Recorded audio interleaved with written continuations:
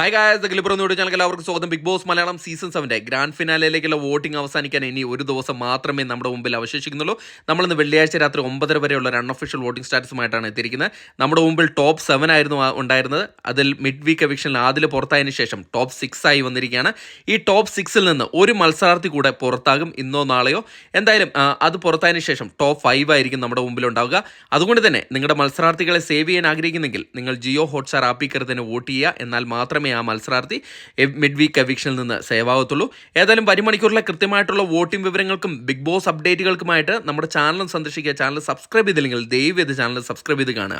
ഇന്ന് രാത്രി 9:30 വരെയുള്ള വോട്ടിംഗ് റിസൾട്ടിൽ 1-ാം പൊസിഷൻ അത് അനീഷ് കീഴ്പ്പെടുത്തിയിരിക്കുകയാണ്.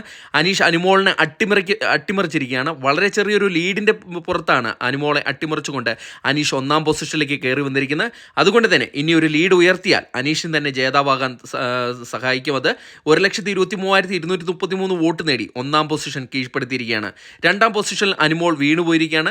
വളരെ ചെറിയൊരു വോട്ടിൻ്റെ ഡിഫറൻസിലാണ് അനുമോൾ അനീഷുമായിട്ടുള്ള ഇഞ്ചോടിഞ്ച് പോരാട്ടത്തിൽ ഒരു പൊസിഷൻ നഷ്ടപ്പെട്ട് പിന്നിലേക്ക് വന്നിരിക്കുന്നത്. മണിക്കൂറുകളിലെ വോട്ടിംഗ് അനുമോൾക്ക് വളരെ നിർണായകമാണ്. കാരണം ഇനി ഒരു ദിവസം മാത്രമേ അവശേഷിക്കുന്നുള്ളൂ. ഇപ്പോൾ 1,21,677 വോട്ട് നേടി 2-ാം പൊസിഷനാണുള്ളത്. 3-ാം പൊസിഷനിൽ ഷാനവാസ് ആണുള്ളത്. ഷാനവാസിന് തരക്കേടില്ലാത്ത ഒരു വോട്ടിംഗ് പ്രകടനം നടത്താൻ സാധിച്ചിട്ടുണ്ട്. പക്ഷേ എന്നിരുന്നാൽ കൂടെ തൊട്ട് മുന്നിൽ നിൽക്കുന്ന മത്സരാർത്ഥിയെ അട്ടിമറിക്കാൻ തക്ക വിധത്തിൽ വോട്ടിംഗ് ഉണ്ടായിട്ടില്ല. ഇപ്പോൾ 79,225 വോട്ട് നേടി 3-ാം പൊസിഷനാണുള്ളത്. 4-ാം പൊസിഷനിൽ അട്ടിമറി മുന്നേറ്റമായിട്ട് അക്ബർ കയറി വന്നിരിക്കുകയാണ്.